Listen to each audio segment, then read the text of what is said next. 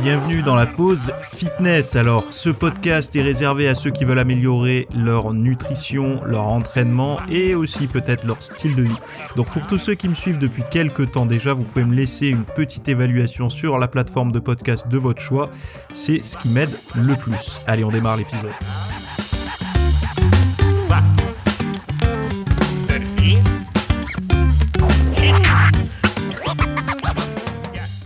Salut à tous, j'espère que vous allez bien. Nouvel épisode aujourd'hui. Aujourd'hui, petit sujet d'actualité. On va en voir 3, dont un en fait qui est mélangé avec une question d'un auditeur.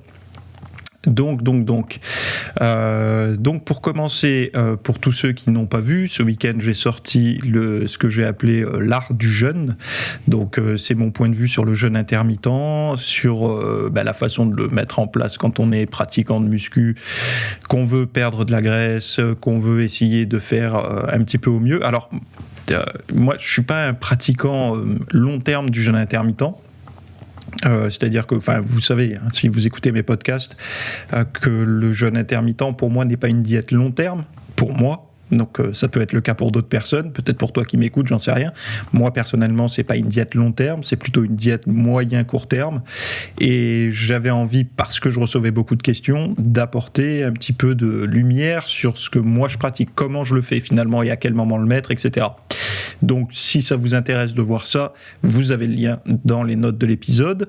Et deuxième chose que j'ai proposé vendredi 13, alors vendredi 13 pourquoi ? Parce que j'avais fait une petite réduc là-dessus, c'est que j'ai proposé quelque chose qui est toujours valable, mais bon, il n'y a plus la réduction aujourd'hui, vous voyez à quel point je suis le meilleur vendeur du monde, je vous propose un truc où il n'y a plus de réduction, c'est que j'ai proposé en fait aux personnes qui veulent continuer à s'entraîner à la maison, pendant le confinement, de faire une petite visite guidée de leur lieu qu'ils ont actuellement pour s'entraîner, donc leur salon, leur salle de bain, leur chambre, leur garage, n'importe quoi, n'importe quel équipement qu'ils peuvent avoir, une table basse, des haltères, n'importe quoi.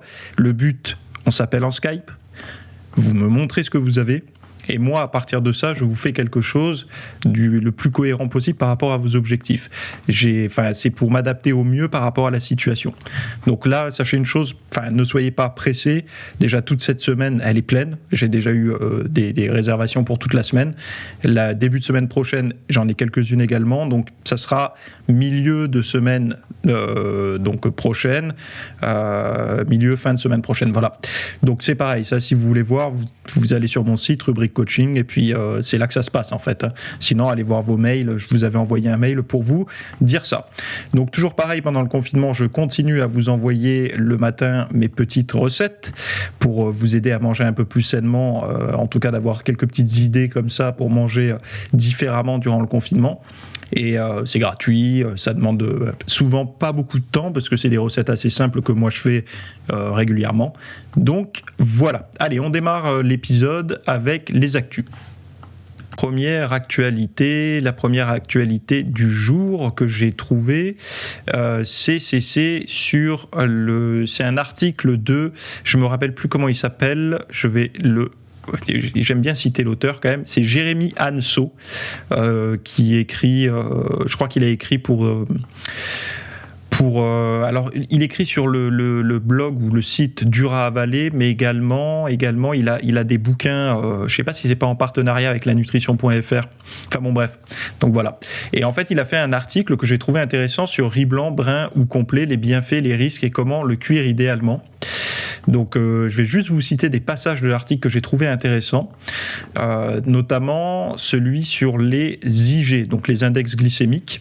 Donc, je cite, pour le riz, l'index glycémique varie entre 50, donc un IG bas, et 90, donc un IG élevé, en fonction des variétés et des personnes testées.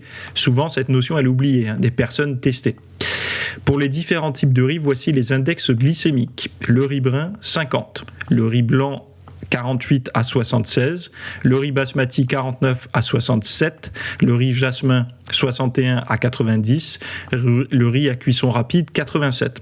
Donc on voit bien que là, les riz qui peuvent être intéressants c'est le riz basmati et le riz brun, entre guillemets, mais on va voir qu'il y a d'autres notions à savoir.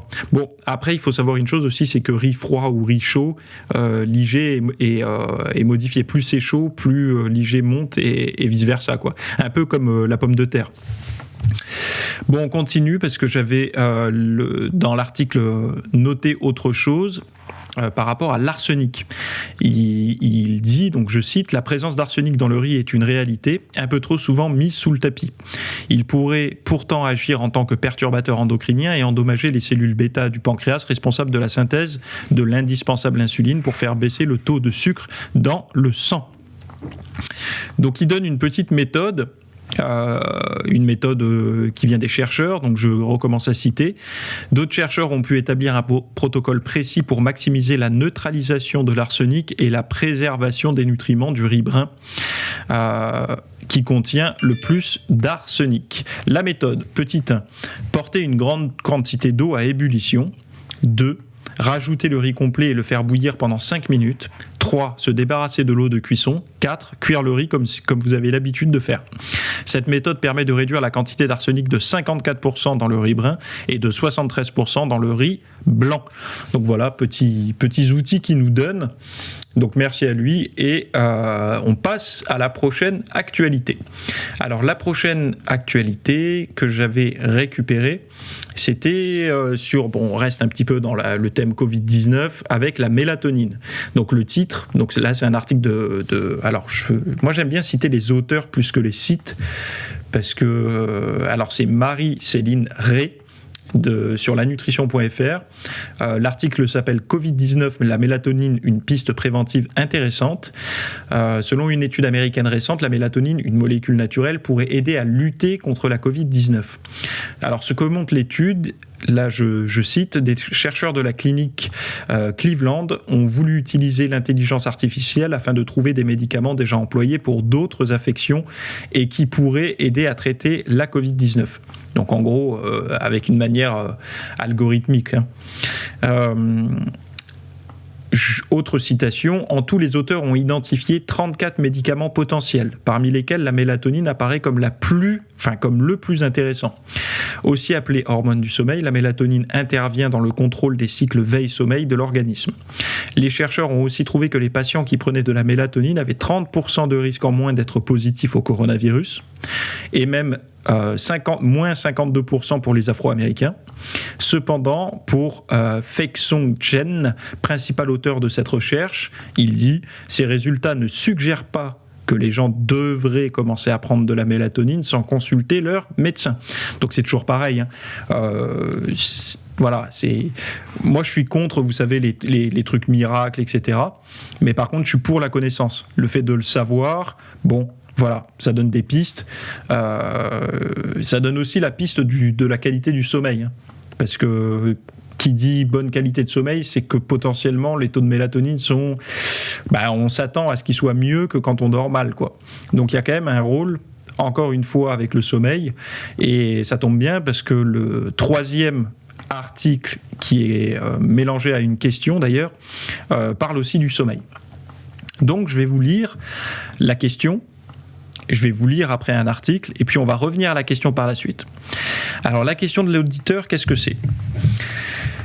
Bonjour de la Tunisie, je viens de lire un article parlant du spécialiste du sommeil de Cristiano Ronaldo qui lui a conseillé d'instaurer un système de 6 siestes de 90 minutes et dormir seul en position fétale. Toi qui as longuement étudié le sommeil, j'aimerais avoir ton avis si c'est possible. Merci et bonne continuation. Donc en fait, j'ai fait un petit peu de recherche par rapport à ça afin de trouver un petit peu plus de détails sur ce spécialiste et cette méthode recommandée à Cristiano Ronaldo. Je regarde, donc je reprends mon article où ils en parlent. C'est sur le magazine GQ, il parle de ça, donc c'est certainement le contenu qui a fait un petit peu plus la une ces derniers temps. Le titre de l'article, c'est « Voici la méthode de sommeil de Cristiano Ronaldo avec laquelle vous ne serez plus jamais fatigué ». Le titre, bref. Donc Nick Littlehalls, président de UK Sleep Council et expert du sommeil, a travaillé avec Cristiano Ronaldo pour trouver comment il pouvait fonctionner de manière optimale. J'ai noté également que, alors je reprends la partie qui m'intéresse. Selon Littlehalls, le conseil qu'il a donné à Cristiano Ronaldo était d'oublier complètement le sommeil de 8 heures d'affilée parce que cela lui serait nocif, et lui a plutôt suggéré de mettre en place un système de 6 siestes de 90 minutes étalées dans le temps pendant 24 heures. Selon l'expert, un sommeil prolongé provoque des rythmes anormaux, tandis que de courtes pauses en sieste offrent une meilleure récupération entre les entraînements et permettent aux 6 repas, qui se compose d'un petit déjeuner, de 2 déjeuners, d'une collation et de 2 dîners quotidiens, d'être bien traités. Et si vous trouvez ça étrange, blablabla, il dit aussi que de porter des vêtements de nuit propres et utiliser un matelas en mousse de latex de 4 pouces, donc j'imagine que c'est, vous savez, les trucs à mémoire de forme. J'en ai un d'ailleurs, c'est pas mal. Enfin, il n'est pas 100% mémoire de forme. D'ailleurs, moi, l'oreiller mémoire de forme me réussit mieux. Un détail le plus intense, il dit, selon Littlehalls, et que Cristiano doit dormir seul ou avoir un lit au moins assez grand pour que l'espace du footballeur ne soit pas envahi par sa partenaire, et ainsi il pourra avoir le repos parfait. Alors qu'est-ce qu'il dit d'autre ? Comment fonctionne cette dynamique ? Selon ce que dit l'expert, c'est uniquement avant les matchs. Alors peut-être qu'il ne le fait pas tous les jours. À propos, il doit dormir en position fétale car elle est idéale pour les os et les organes internes. Qu'est-ce qu'il y a d'autre ? Bon, c'est à peu près tout ce qu'il y a sur... Alors c'est JQ Mexico, hein, c'est pas JQ France, c'est Mexique. Bref. Je reprends la question de l'auditeur parce qu'elle me semble plus cohérente pour répondre avec mon point de vue. Je viens de lire, donc il disait l'article, il conseillait de faire 6 siestes de 90 minutes et de dormir seul en position fétale, etc. etc. Bon, première chose, on va parler des 6 siestes de 90 minutes. Donc déjà, c'est pas écrit là, mais pourquoi 90 minutes ? 90 minutes étant en moyenne la durée d'un cycle de sommeil. C'est-à-dire que quand vous vous endormez, vous passez par plusieurs étapes. C'est-à-dire il y a plusieurs phases. Donc vous allez être éveillé, puis après vous allez avoir un sommeil léger, puis après vous allez avoir un sommeil profond, et ensuite le sommeil paradoxal. Ensuite vous allez revenir au point de départ, c'est-à-dire un micro-éveil et un sommeil léger, que vous n'allez pas percevoir durant la nuit. Les micro-éveils, parfois on les voit, parfois on les sent, parfois on les sent pas. Mais en fait cette suite de phases, éveil, sommeil léger, sommeil profond, sommeil paradoxal, toutes ces phases rentrent dans ce qu'on appelle un cycle, et ce cycle dure en moyenne, tenez bien compte de ça, en moyenne 90 minutes. Donc pour avoir ces 7 à 8 heures de sommeil, comme c'est recommandé en règle générale, on va dire, il faut à peu près 5 cycles de 90 minutes. Donc si vous avez vos 5 cycles de 90 minutes, vous avez un sommeil, entre guillemets, qui rentre dans les normes des recommandations. Donc on voit que là, déjà, il y a un cycle de plus, puisque lui, c'est 6 siestes de 90 minutes. Donc il y a une période de plus. Donc déjà, est-ce que si on avait fait 6 cycles de sommeil de 90 minutes, est-ce que ça n'aurait pas été pareil ? C'est-à-dire que la personne, au lieu de dormir, parce que je crois que c'est 7h30, un truc comme ça, quand on fait 5 cycles de 90 minutes, de mémoire, ça donne ça, quoi. Donc je regarde vite fait. Hop.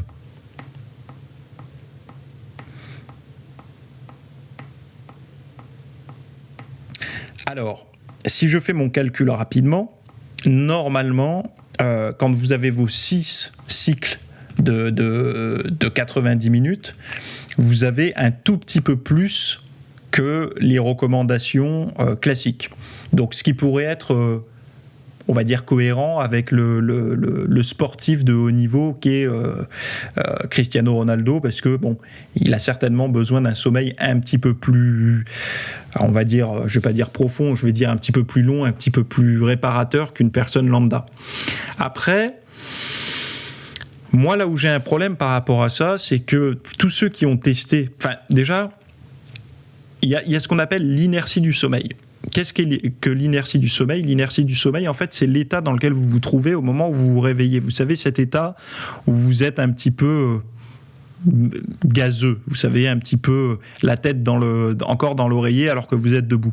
Ça, c'est l'inertie du sommeil. Donc, c'est ce côté un peu inactif où on manque d'énergie au moment où on se réveille. Et chez certaines personnes, parce que j'imagine que la question de l'auditeur, c'est de voir s'il peut se l'appliquer à lui, chez certaines personnes, cet effet peut être plus ou moins long. Donc il y a des gens qui, quand ils sortent du lit, pendant 5 minutes, ils ont la tête à l'envers et après, c'est bon, ils ont la patate, quoi. Et il y a d'autres personnes qui, quand ils se réveillent, par exemple, ils vont se réveiller à 7h, ils se sentent pleinement réveillés qu'à 9h30, 10h. Donc, il y en a beaucoup qui vont mettre ça sur le compte d'un sommeil de mauvaise qualité, alors que c'est peut-être simplement de l'inertie du sommeil. Il faut savoir une chose, c'est que cette fameuse inertie du sommeil, elle est d'autant plus importante qu'on s'est réveillé dans un mauvais cycle, pas dans un mauvais cycle, mais au milieu d'un cycle, au lieu à la fin d'un cycle. Et c'est pour ça qu'en règle générale, se réveiller naturellement est souvent mieux que se réveiller avec un réveil. Parce que quand on se réveille avec un réveil, le réveil, il ne respecte pas vos cycles. C'est-à-dire que vous avez demandé à votre réveil de vous réveiller à 6h30 ou 7h du matin, et il ne va pas savoir si vous êtes en milieu d'un cycle, ou à la fin, au début, etc. Alors qu'un réveil naturel, donc c'est-à-dire par exemple par la lumière du jour, pas quelque chose d'invasif en fait. La lumière du jour va vous réveiller à un moment où vous allez avoir le sommeil très léger. Donc potentiellement, avant de rentrer dans un nouveau cycle, dans le moment où vous allez être en micro-éveil. Donc bon, bref, ça peut compter. C'est-à-dire que si vous vous réveillez au milieu d'un cycle, vous pouvez ressentir cet effet un peu tête dans le cul, il faut dire comme ça, plus longtemps. Chez certaines personnes, elles ont le même effet quand elles font des siestes. Et moi, je suis un amateur de sieste dans le sens où je trouve ça intéressant. Je trouve ça intéressant de faire des siestes. Enfin, une sieste, moi, je ne suis pas pour en faire plein dans la journée. Une, ça suffit. Pour les personnes qui se lèvent relativement tôt, ont un travail assez important, alors que ça soit physique ou mental. Mental, d'ailleurs, j'ai trouvé qu'il y avait plus d'avantages quand c'est un travail mental un peu intense, mais qui ont toute une matinée bien remplie. Ça permet de faire une petite pause, une petite remise à niveau avant de réattaquer la deuxième partie de la journée. Pour avoir fait plusieurs tests, je peux vous donner par exemple mes propres durées idéales. La première durée idéale, c'est 10 minutes ou moins. 10 minutes ou moins, là il y a zéro inertie du sommeil. On recharge un tout petit peu les batteries et on n'a pas du tout l'effet néfaste de la fatigue après une sieste. Au-delà de 10 minutes, donc jusqu'à 20 minutes, ça fait quasiment le même effet, mais on va ressentir une toute petite inertie du sommeil qui peut durer 15 minutes à peu près. Au-delà de 20 minutes, donc on va dire, souvent les gens ils vont dire on va partir sur une sieste de 30 minutes. Là, ça commence à devenir compliqué, on ressent vraiment l'effet du sommeil. Et on ne peut pas donner des chiffres fixes parce que certaines personnes, quand elles vont faire une sieste, en fait, j'avais regardé pas mal de conférences des spécialistes là-dessus, et ils disaient, vous savez, quand vous dormez durant une sieste, il est possible que parfois vous rêviez, et des fois non. Des fois, vous allez dormir, des fois, non. Et en fait, comme si votre organisme vous mettez plus ou moins rapidement dans la phase désirée, dans celle où il a ses propres besoins. Parce que vous savez que dans la phase de sommeil, il y a plusieurs phases au niveau du sommeil, comme j'ai dit tout à l'heure, chaque phase a sa caractéristique. Donc, il y en a certaines qui vont travailler plutôt sur la mémoire, d'autres plutôt sur la récupération physique, et d'autres plutôt sur la digestion mentale des événements, la mémorisation, toutes ces choses-là. Et quand on fait des siestes, ça peut être aléatoire le ressenti, mais également l'intensité à laquelle on descend profondément dans le sommeil en fonction des besoins. Donc une personne par exemple qui n'a pas assez dormi la nuit précédente n'aura pas la même sieste qu'une personne, même à durée égale, n'aura pas la même sieste qu'une personne qui aura dormi 7 heures ou 8 heures la nuit précédente. Donc toutes ces données-là, faut les prendre en considération parce qu'on ne peut pas donner des valeurs brutes comme ça pour tout le monde. Et je voulais dire également que donc je reprends mon test que moi j'avais fait. Donc 30 minutes, ça commence à devenir compliqué. On pourrait se dire que 45 minutes, ça pourrait être mieux, mais non, c'est encore pire. 1 heure est encore pire que 45 minutes. Et en fait, moi j'avais vu que la durée idéale, c'est plus ou moins, ça va un peu dans le sens de l'article, c'est 90 minutes. C'est-à-dire que si on dépasse les 20 minutes, Donc déjà, il faut avoir le temps de faire 20 minutes de sieste. 20 minutes de sieste, je pense que quasiment tout le monde peut les avoir. Qu'on travaille au bureau, n'importe où, si on a une pause pour déjeuner, après son repas, on peut se prendre ces 20 petites minutes. Alors ça va faire, si on a 30 minutes pour déjeuner, ça fait 10 minutes pour manger, 20 minutes pour se reposer. C'est pas l'idéal, je sais, mais c'est plus ou moins faisable pour pas mal de personnes. 30 minutes, ça devient plus compliqué. 45 minutes, quasiment personne peut le faire. Et 90 minutes, à moins que vous travailliez ou du matin ou de nuit, ou enfin voilà, que vous ayez un travail ou libre de choisir vos horaires, c'est-à-dire de pouvoir allonger votre après-midi ou travailler plus tôt le matin, enfin bon bref, 90 minutes c'est très rare. Mais moi j'ai remarqué que quand vraiment, par exemple, on a un manque, on a une mauvaise nuit parce que je sais pas, on a été enrhumé, ou il y a quelqu'un qui a fait du bruit, enfin vraiment une mauvaise nuit où ça peut arriver, on a un stress ou autre qui nous fait avoir une nuit de 5 heures de sommeil par exemple, donc c'est pas l'idéal quand on souhaite faire une bonne séance de sport derrière. Et bien 90 minutes, si c'est possible, moi j'ai trouvé que c'était intéressant. Après, vous savez, l'idée de la sieste, comme il dit, en fait c'est la théorie du sommeil polyphasique plutôt que monophasique. En fait, il y a eu pas mal de recherches qui ont été faites et qui ont montré que historiquement, si on remonte à nos ancêtres, ils avaient plus tendance à dormir de manière polyphasique, donc c'est-à-dire d'avoir un sommeil avec des coupures, c'est-à-dire ils vont dormir la nuit quelques heures, puis ils vont travailler, faire ce qu'ils ont à faire, et puis ils vont redormir un petit peu l'après-midi, etc. Il y a eu des hackers un petit peu qui se sont plongés là-dedans et qui ont essayé de booster au maximum ça, c'est-à-dire de dormir régulièrement, donc de ne plus faire de nuits de sommeil pleines et entières, mais de plutôt scinder leur sommeil en plein de petites coupures. Moi, tous les retours que j'ai vus long terme, c'était pas positif. Ces gens-là sont souvent revenus à une méthode plus classique, c'est-à-dire de toujours rester en polyphasique, c'est-à-dire d'avoir une sieste mais une nuit de sommeil, et de plutôt rester comme ça. Moi, je trouve que c'est une méthode plutôt intéressante. La méthode de sommeil pleine et entière, elle est un petit peu imposée, c'est-à-dire pleine et entière, tout pendant la nuit et rien pendant la journée. Ça, en fait, c'est pas que c'est pas naturel, c'est qu'en fait c'est notre rythme de vie qui nous impose de faire comme ça et pas autrement. Parce que pour 90% des gens, ils n'ont pas le luxe de pouvoir faire une sieste l'après-midi, et quand ils ont une pause pour déjeuner, ils vont plutôt préférer faire autre chose que faire une sieste. Donc du coup, c'est un petit peu le rythme et le style de vie qui impose d'avoir un sommeil toute la nuit et pas du tout la journée, mais ça ne veut pas dire que c'est forcément l'idéal. Par contre, moi je suis pas forcément, il ne faut pas oublier que Cristiano Ronaldo, c'est quelqu'un qui n'a que ça à faire, entre guillemets, que d'être un sportif de haut niveau. Donc du coup, tout ce qui est bon pour sa performance, il le teste, il essaye, etc. Mais comme il dit, dans l'article, je pense qu'ils n'ont pas assez appuyé sur le fait que c'est ponctuel, et pas pour des préparations X ou Y, mais pas permanent. Moi, ce que je vois en tout cas, c'est que dans le protocole, ce qui ressort, c'est qu'en fait, sur la durée totale de sommeil, il en a plus. Donc ça peut être intéressant aussi de dormir plus, si vous le pouvez. De s'imposer, de se réveiller toujours tôt alors qu'on se couche tard, c'est pas forcément une bonne idée.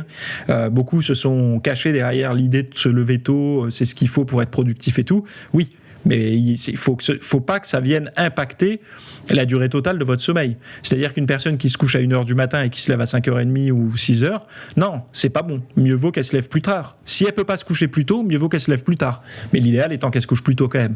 Parce que les heures de sommeil avant minuit, qu'on le veuille ou non, tous ceux qui sont un petit peu aiguisés sur la récupération se sont rendus compte que quand ils s'endorment avant minuit, même avant 11h, ils ont une bien meilleure récupération, ils se sentent mieux au réveil que d'avoir un nombre équivalent d'heures de sommeil, mais de s'être endormi après minuit. Donc voilà un peu mon point de vue par rapport à ça. Comme ils disent dans l'article, c'est pas quelque chose qui fait tout le temps. Après, par rapport à la position fétale, etc., moi je pense que pour le pratiquant de muscu, il y a surtout un intérêt par rapport aux blessures durant le sommeil. Moi, je suis persuadé qu'une de mes douleurs que j'avais aux épaules était due à la position que j'avais pour dormir, mais surtout à la qualité de mon matelas. Parce que je dormais avec le bras sous l'oreiller, sous la tête, et vu que j'avais un matelas de mauvaise qualité, etc., j'étais pas du tout aligné, ça m'étirait beaucoup trop au niveau de l'épaule, et je m'étais blessé comme ça. J'en suis persuadé que c'était pas à l'entraînement, enfin l'entraînement y a contribué, mais c'est durant mes nuits de sommeil. Donc imaginez, vous restez pas mal d'heures durant la nuit dans une position qui est pas du tout physiologique et qui est potentiellement stressante pour une zone musculaire, vous pouvez vous réveiller à terme après des des années et des années de cette position avec une blessure. Donc la position fétale, effectivement, elle a tendance plutôt à mettre presque aucun muscle en tension, sauf les muscles du dos. Donc certains muscles comme par exemple le milieu de trapèze ou le bas du dos qui va être un petit peu lui plutôt étiré plutôt que contracté. Donc mais par contre tout ce qu'il y a à l'avant du corps entre guillemets va être plutôt relâché, sauf les quadriceps, mais les ischios sont relâchés, les fessiers un peu étirés. Alors que le bas du dos sera plutôt le bas du dos c'est ça dépend comment vous êtes en fait, si vous êtes cambré ou si vous êtes pas cambré quoi. Si durant la nuit, mais logiquement, si vous vous relâchez, votre cambrure naturelle devrait reprendre ses droits, on va dire, et ça doit être plutôt neutre. Mais la position fétale, en tout cas pour les organes et tout ça, qui a certainement un rôle. Moi, j'avais vu qu'il y avait même un côté pour dormir, c'est-à-dire plutôt côté droit ou côté gauche. Il y avait une recommandation. Bon.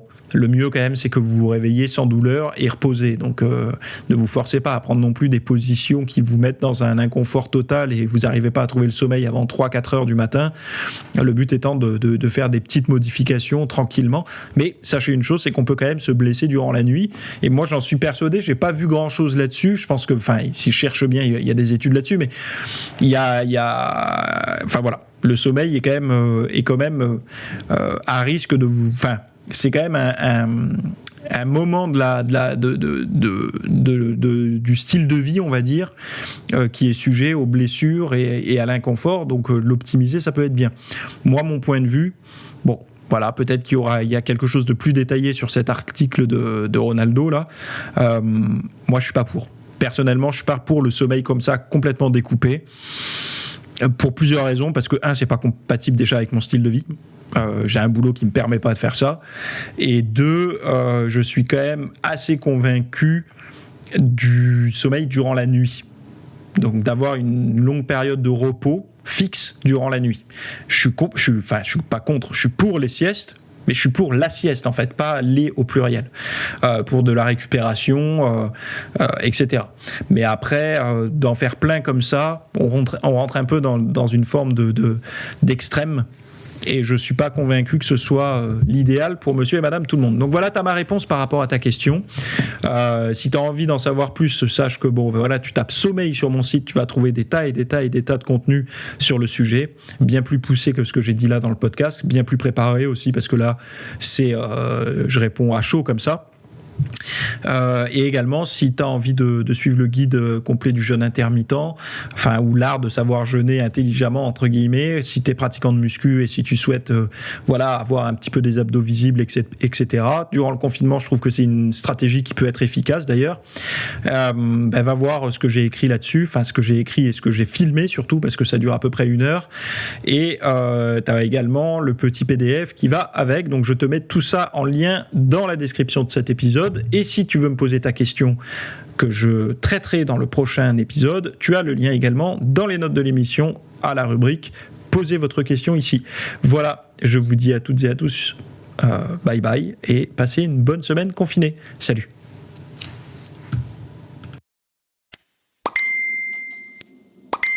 Non, ne t'inquiète pas, c'est pas chez toi que ça sonne, c'est ici. En fait, c'est juste pour attirer un petit peu ton attention et te dire que tu as devant les yeux, en description de cet épisode, plusieurs liens, dont un pour aller noter mon podcast avec des petites étoiles sur la plateforme que tu préfères, iTunes, je sais pas quoi, Spotify, etc. Mais également, tu peux aller retrouver tous les liens que j'ai cités dans l'épisode. J'ai essayé de faire des descriptions avec tous les liens, comme ça au moins ça vous donne des accès directs à toi et à tous ceux qui m'écoutent, de manière à pouvoir trouver directement le contenu. Donc voilà, j'espère que cet épisode t'a plu. N'hésite pas à t'abonner sur la plateforme de podcast que tu préfères. Et c'est toutes les semaines à 8h du matin, le mardi. Bye bye.